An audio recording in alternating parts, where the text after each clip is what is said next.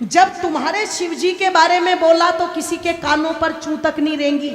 तुम्हारी माता पार्वती के बारे में बोला तब कानों पर चूं तक नहीं रेंगी। उन्होंने सीता को व्यभिचारिणी बता दिया तो तुम्हारे कानों पर चूं तक नहीं रेंगी। सरेआम वो मौलवी बैठ करके टीवी डिबेट में हिंदू देवी देवताओं का अपमान करते रहे, किसी के कानों पर चूं तक नहीं रेंगी। कोई भेड़िया नहीं निकल के आया, पर एक बात नूपुर शर्मा ने कह दी और सारे कुत्तों के झुंड निकल करके सड़कों पर आ गए। जरा सोच करके देखो, तुम्हें क्या लगता है ये षड्यंत्र नहीं? तुम्हें क्या लगता है ये पहले से कोई योजना नहीं है? आप जाते हो इबादत करने के लिए और उधर से एकदम से इतने पत्थर तुम्हें कहां मिल जाते हैं कि पुलिस वालों को पीछे हटना पड़ता है, पर वो पत्थर खत्म नहीं होते। आपको क्या लगता है इसके पीछे कोई योजना नहीं है? और इसके पीछे कोई योजना नहीं है कि जो भाईचारे के गीत सुनाए जाते हैं वो सारे के सारे गीत हमारे लिए है, क्या वो उन पर गीत लागू नहीं होता?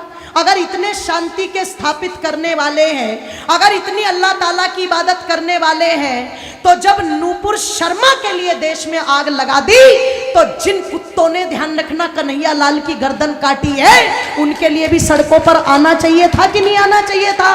तब तो पता लगे कि ये भाईचारे का पाठ दोनों तरफ से चल रहा है। और तुम एक पक्ष को लेकर के आग लगा दो देश में और दूसरे पक्ष पर तुम दुदकारी डाल करके बिल में घुस जाओ, इससे पता नहीं लगता। ध्यान रखना, इसलिए थोड़े से सचेत हो जाओ। थोड़ी सी तो आवश्यकता है आप लोगों को जागरूक होने की। थोड़ा सा तो विचार और मंथन चिंतन माताओं तुम भी करो कि तुम कर क्या रही हो आज। एक एक तुम्हारा बेटा, उसे तुमने इतना फुसफुसिया बना दिया, इतना फुसफुसिया बना दिया कि वो 15 मिनट धूप में नहीं खड़ा हो सकता, वो 2 किलोमीटर पैदल नहीं चल सकता। वो इतना फुसफुसिया सुख सुविधाएं दे करके बना दिया, सपना सजा करके बैठे, हम तो इतनी संपत्ति जोड़ के दे के जाएंगे, हम तो इतना बैंक बैलेंस जोड़ के दे के जाएंगे, हम तो इतने बड़े बड़े मकान दे करके जाएंगे। एक बात मेरी याद रखना, चाहे सब भूल जाना, एक बात मेरी पर याद रखना, सब भूल जाना। जिस दिन जिसकी तादाद ज्यादा होगी और जिसकी हुकूमत ज्यादा होगी, तुम्हारे कोठी बंगलों पर राज तुम्हारे बच्चे नहीं करेंगे, वो करेंगे।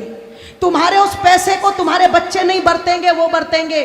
तुम्हारी संपत्ति पर मालिकाना अधिकार तुम्हारा नहीं होगा, उनका होगा।